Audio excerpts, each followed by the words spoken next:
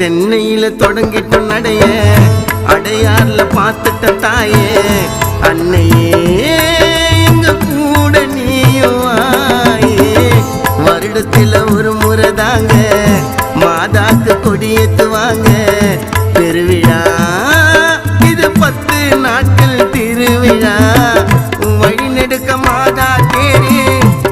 தகன்னு சொல்லிக்கிது பாரு மாதா கிட்ட உனக்கு என்ன வேணும் கேளி மண்டிட்டு ஜபித்திடுங்க பிரார்த்தனைய செலுத்திடுங்க